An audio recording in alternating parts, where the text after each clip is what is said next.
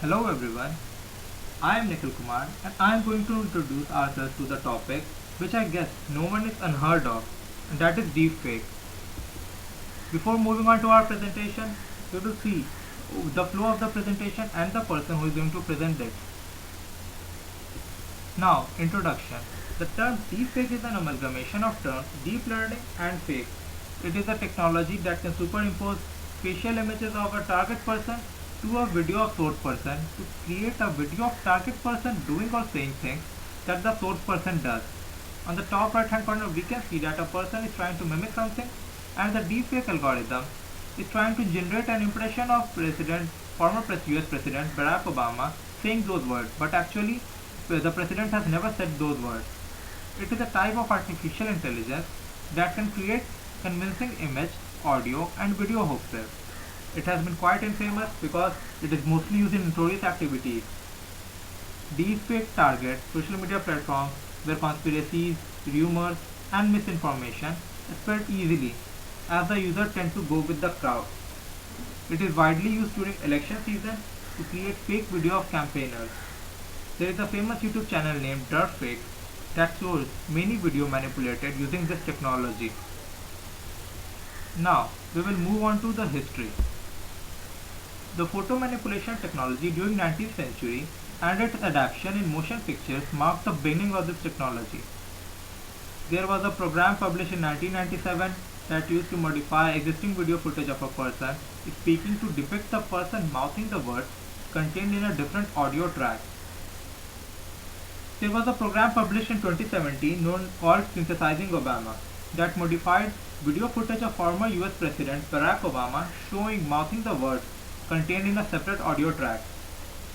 In August 28, researchers at the University of California, Berkeley published a paper introducing a fake dancing app that can create the visualization of dancing ability using AI. There was a program, there was an application called Fake App, which was published in January 2018. This app allowed users to create and share videos with their faces swapped with each other. So we can see that the technology is readily available in the market and anyone can access it.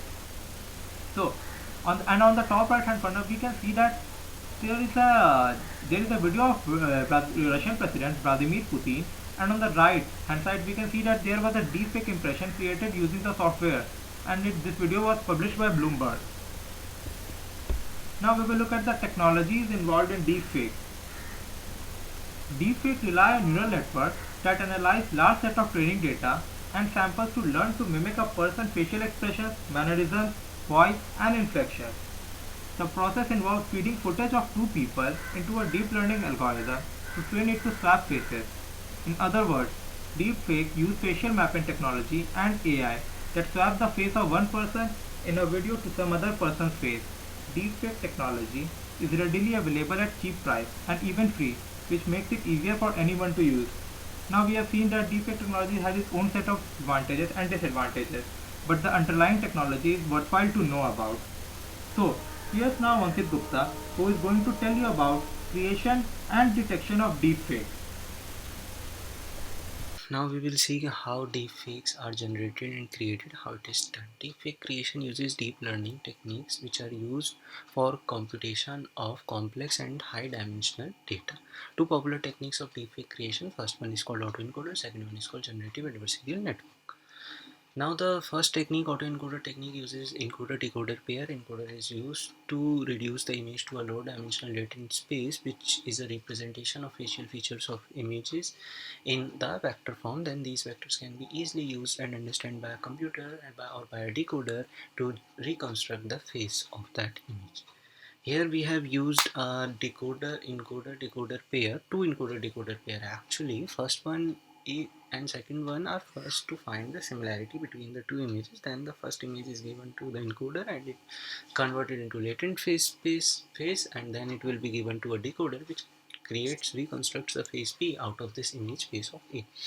This reconstructed face of image has some difference between first original image and this, since this is an happy face and this is a sad face, as it is evident from the diagram. Use a separate network to decode the feature and synchronize it with the second image.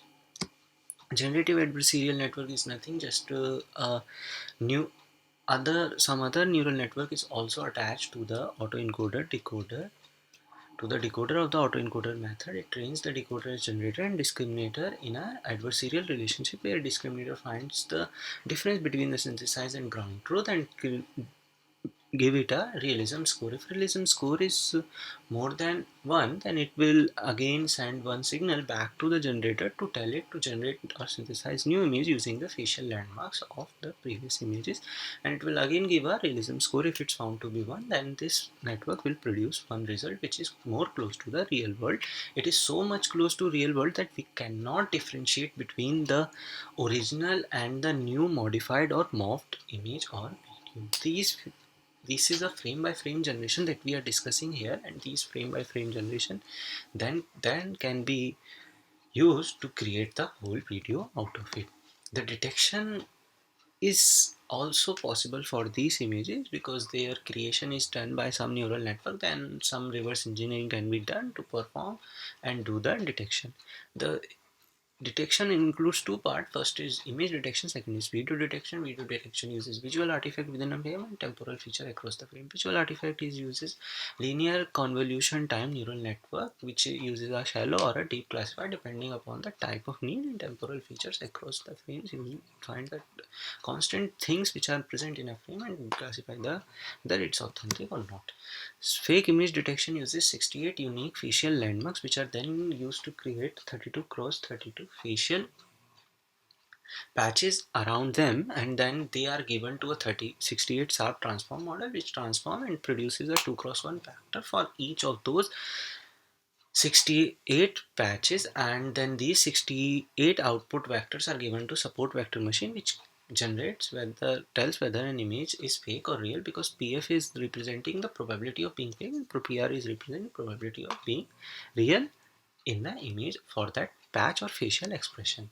The temporal feature across the video method is used to identify the deepfake, and the first process pre-processing step, second is the detection step. In pre-processing step, face detection, cropping and alignment is done, and then these images are fed, then two frames, first frame and last frame is fed to the CNN RNN.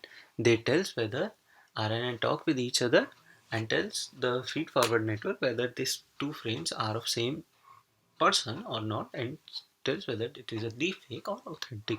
CNN stands for convolution neural networks, which convolute multiple frames and tells whether the convolution result and give it to a recurrent neural network.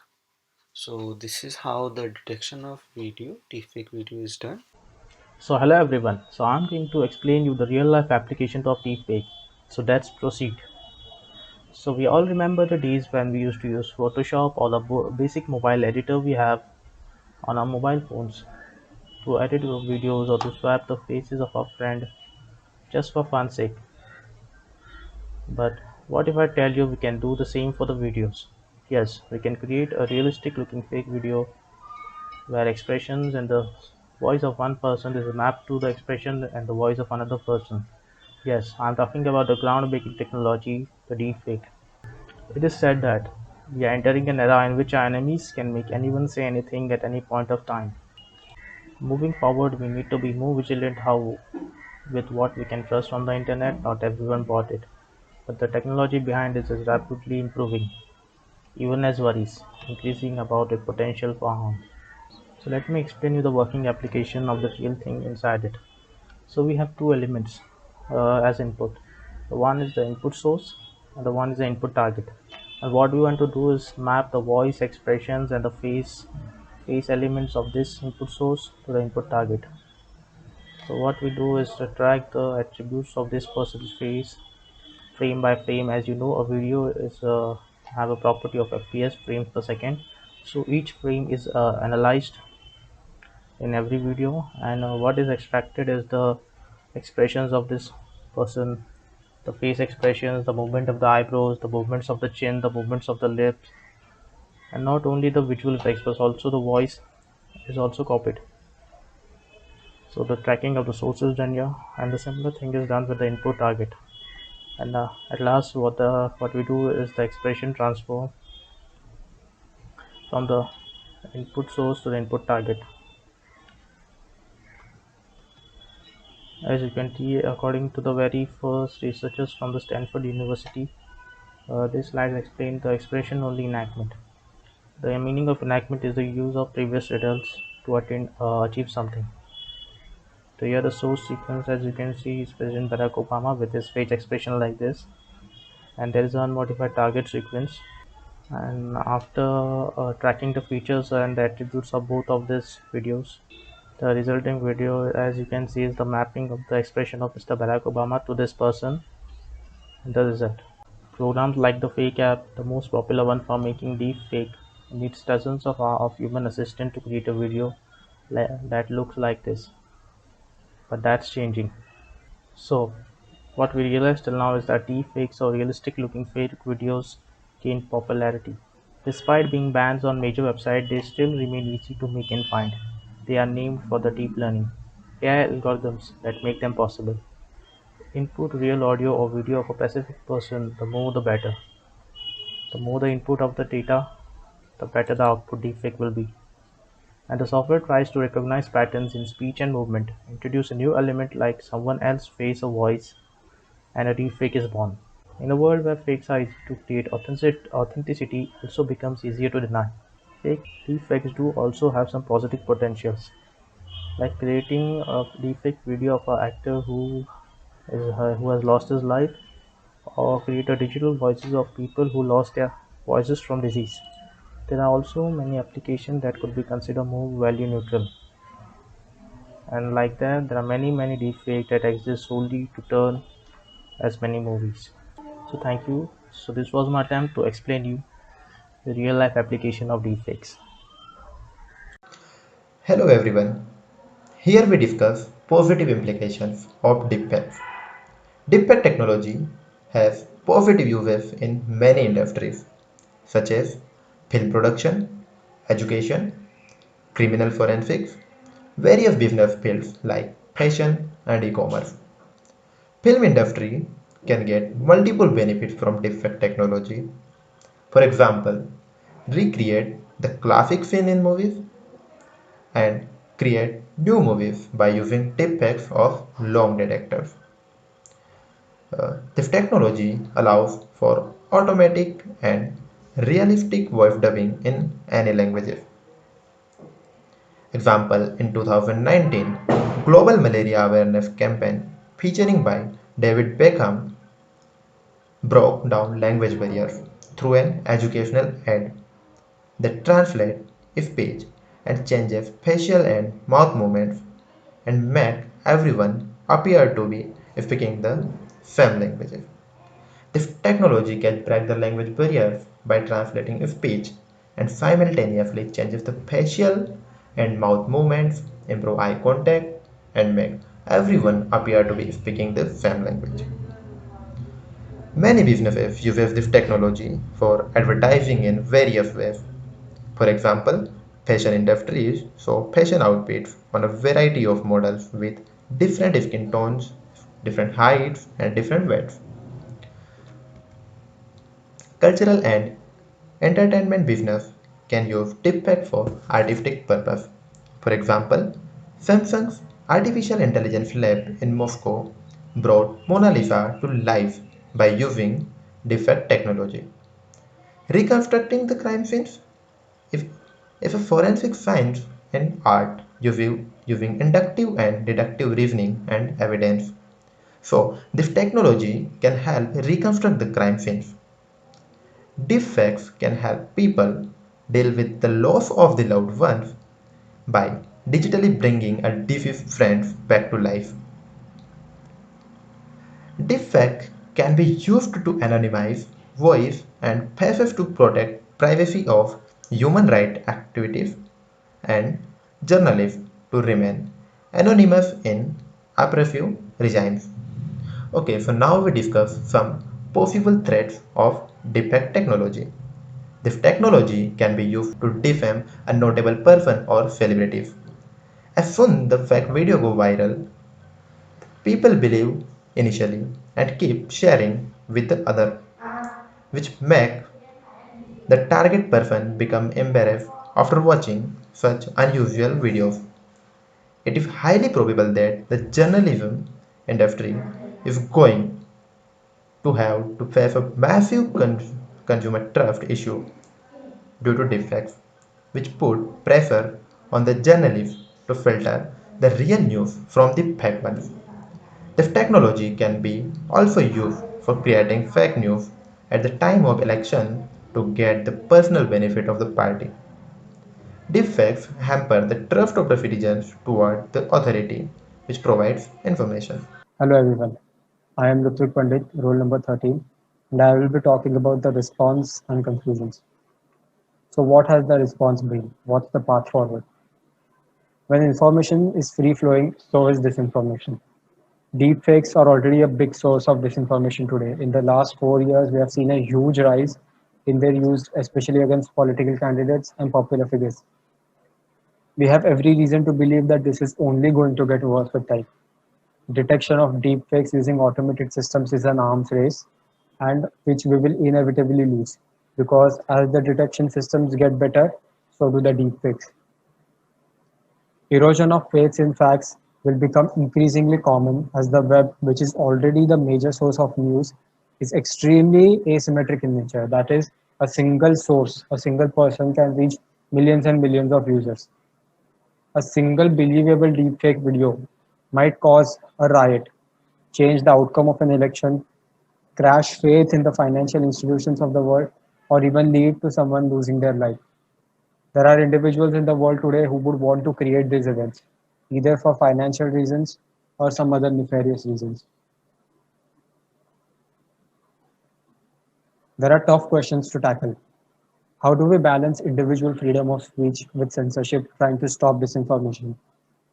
How do we stop technology? Do we stop technology from evolving in the first place? Do we completely ban all deep fakes? How do we ensure trust in the content that we see? To answer these questions, I think we need to create frameworks. Deep Fakes Accountability Act has already been passed in the US. It requires deepfakes to contain watermarks and labeling. India has no such laws pertaining to distribution of deepfakes. The Personal Data Protection Bill can provide some protection against deepfakes, but it is widely recognized to not be sufficient enough. Enforcement of any law, however, seems unlikely given the anonymity that the internet offers. Solutions will likely be two-pronged, both limiting the distribution of deepfakes but also changing the public's mindset. Public awareness would play a crucial role. The mere act of looking at all information with a cynical eye and actively trying to stop disinformation from spreading would lead to results. Let us talk about cognitive bias. You can see the image, right? Uh, you can see tiles A and B. For a human, it is very easy to discern that tile A is obviously darker than tile B, right? Right? I mean, it's so obvious, but it's not true. Tile A and B are in fact the same color, and it's very difficult to figure out even after knowing this fact. It's a very well known optical illusion, and it is because our brain often has cognitive biases. And one of the most effective reasons deepfake work is because of our own cognitive bias. Our minds have a way of perceiving reality which is sometimes very different from the ground truth. And humans like to feel right. So we often look for things that resonate with our worldview. In an era of information and disinformation, addressing our own biases will help us mitigate the threats posed by disinformation technologies like deepfakes. So, in conclusion, just as the radio, TV, and other sources of information ushered in a new era of free information exchange, today we are on a cusp of a new era of hyper-connected, asymmetric information exchange. We will have to tackle the challenges which come up with deepfake technology. Deepfake technology can be used for good or it can be weaponized. We must focus on digital literacy and focus on recognizing our own cognitive biases. Thank you.